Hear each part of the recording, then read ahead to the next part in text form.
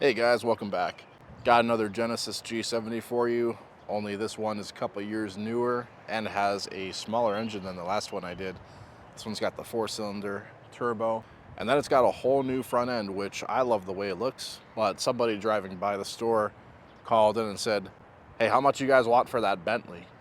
Let's get inside, check it out, see if it's just as good as the last car.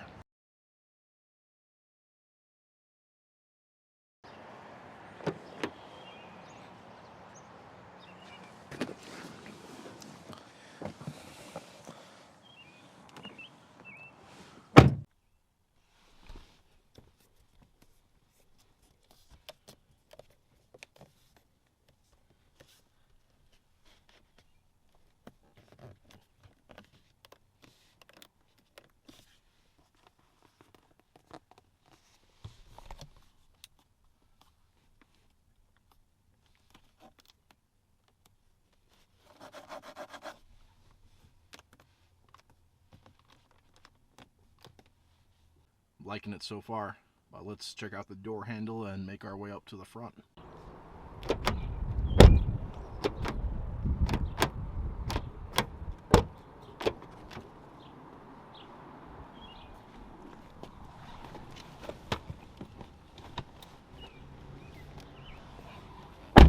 $19,000 miles, almost 20.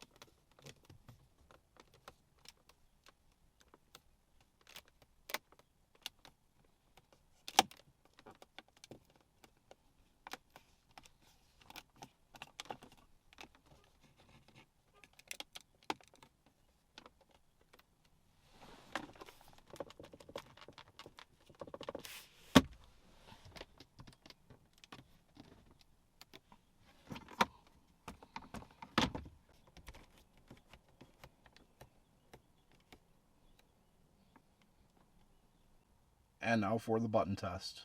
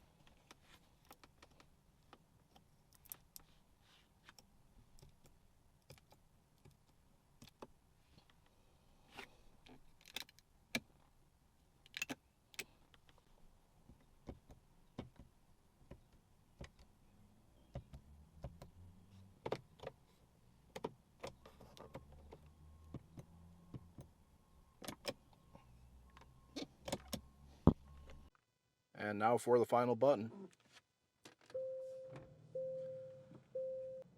Guys, if there's one thing that I can tell you about this car is get the V6. This 4-cylinder is not where it's at. You gotta get that V6. Thank me later. Anyway, how did the interior do? It was pretty close to the last car, to be honest. This one doesn't have all the trimmings, all the tech, all the nice stuff, but they're both pretty close. This car did slightly worse than the last one when it came to fit and finish. There was a little bit of squeakage by the window controls and a little bit by the climate areas. There was just a couple of tiny little creaks when touching the plastic brightwork. That's kind of what I noticed. Otherwise, I think we did pretty good in here. Most of the interior is pretty rock solid. It reminds me of a lot of more expensive brands. This car is definitely punching above its weight class, but it's not perfect, and it's not quite as good as the last car, which scored 9 out of 10. So, therefore, this gets 8 out of 10 for fit and finish. Still a good score, though. As far as materials go, I gave the last car a 7 out of 10 because it had a lot of really good materials, especially considering this car's class and price. This car is just one step down from that. So it does have some similar stuff like the soft touch vinyl on top of the dash, on the upper part of the door. That's the same. You still have leather in this area, although in the other car it was a diamond stitched pattern, whereas this is just perforated leather. Feels good and soft either way. The main trim in this car appears to be this sort of metal look. I'm having a hard time telling that if it's real metal or not. It does feel solid, though. It might be. Either way, I like it. It feels good.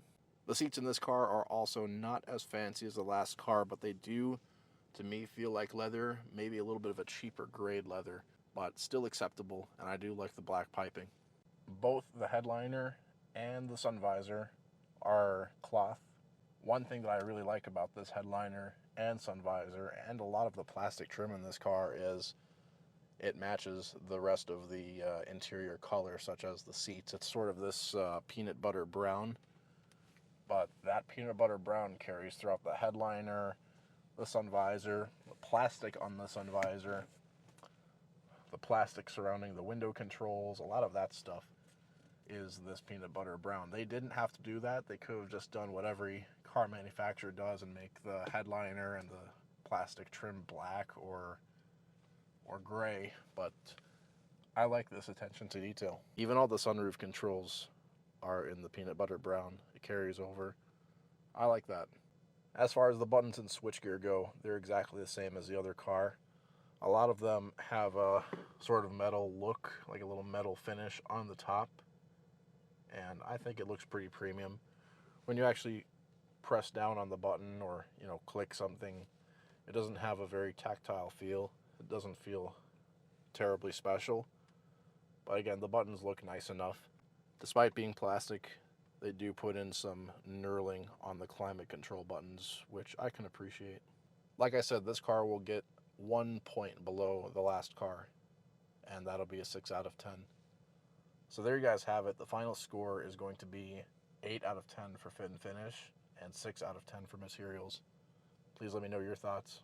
Going back to what I was saying about the engine, this 4-cylinder isn't especially powerful or fast to me. I did drive this around the block really quick. Doesn't feel anywhere near as fast as the V6. If you like power, you need that V6. Otherwise, the 4-cylinder is okay. It's not dog slow, but it's not really impressive either. Some 4-cylinder turbo engines are kind of impressive, and they can surprise you, like in the Cadillac CT4, for example, with the 2.7-liter turbo engine. That's a 4-cylinder, but it's like, oh, wow, this thing is kind of quick. Not in this car's case. Get the V6. Otherwise, this car drives and handles the same as the other car, which actually is pretty good. The steering feels nice and heavy, and you do feel like you're in control. The car feels pretty stable. Like, you can throw it around a little bit and it'll take it. A good, competent drive. You shouldn't have any problem there.